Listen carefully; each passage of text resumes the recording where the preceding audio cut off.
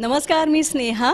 नमस्कार, मी सौरभ कोरटकर आणि सगळ्यात आधी सर्वांना दहीहंडीच्या खूप शुभेच्छा. सौरभ, तुला माहिती आहे का, दिवसभरापासून आपण जय महाराष्ट्रावर आणि आपल्यासारख्या कित्येक वृत्तवाहिन्या खरं तर दहीहंडीचं कव्हरेज करतात आणि या दहीहंडीच्या इव्हेंट्समध्ये, या सगळ्या कव्हरेजमध्ये खूप सेलिब्रिटीज येतात आणि आपल्यासाठी ना आता इथून पुढचा वेळ थोडासा खास असणार आहे. का माहिती का?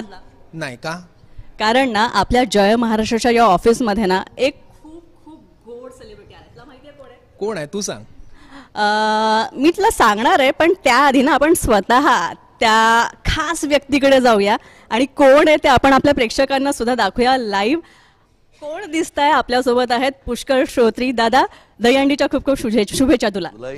दहीहंडीच्या खूप खूप शुभेच्छा.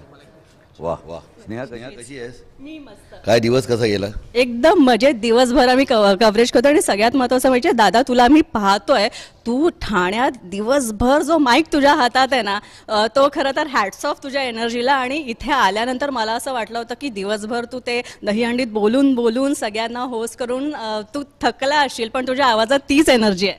काय नाही, ह्या उत्सवाची ही सगळी ऊर्जा आहे. कारण हा उत्सव ज्या पद्धतीने हे गोविंदा साजरे करतायत ना, मी रस्त्यात पण इथे येत असताना बघितलं की ते स्वतःची काळजी कशी घेत आहेत. कुठे रस्त्यात थांबून कुणी पाण्याच्या बाटल्या घेत आहेत, एकमेकांना देत आहेत, काही रस्त्यात मिळते खात आहेत, कुठे आराम करतायत, बसलेत.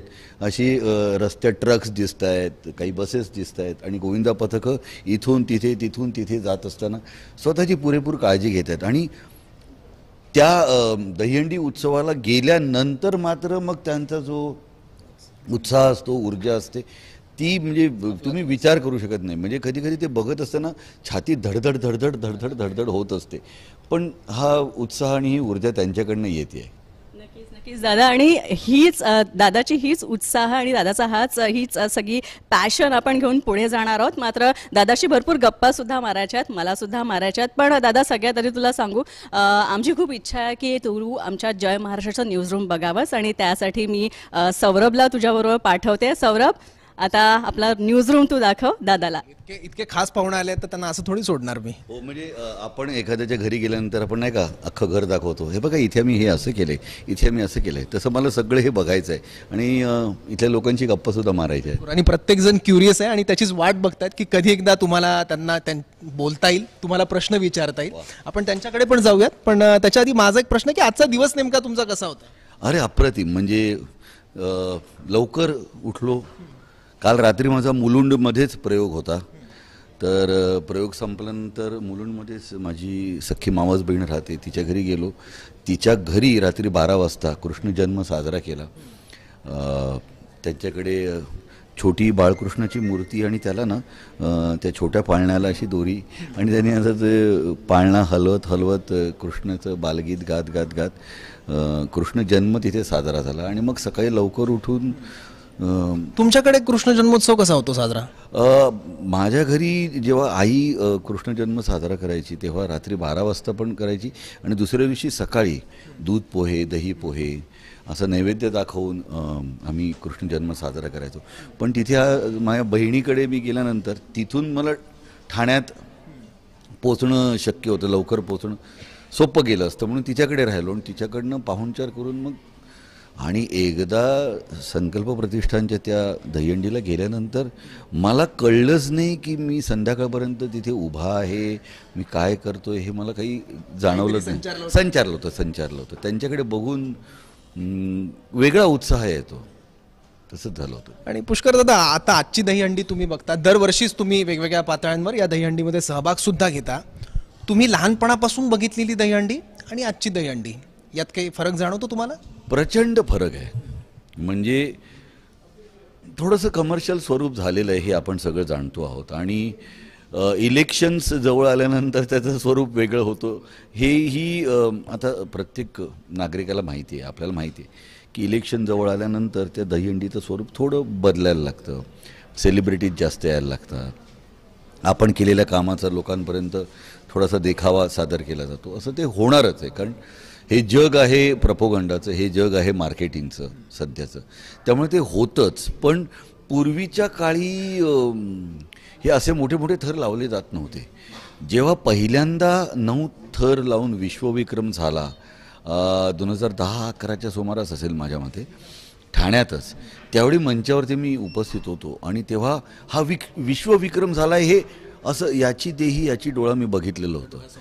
आज पुन्हा ठाण्यामध्ये 3 मंडळांनी 9 थर लावले होते आणि आज ठाण्यामध्येच 10 थराने पुन्हा विश्वविक्रम वेगळा तिथे नोंदवला गेला.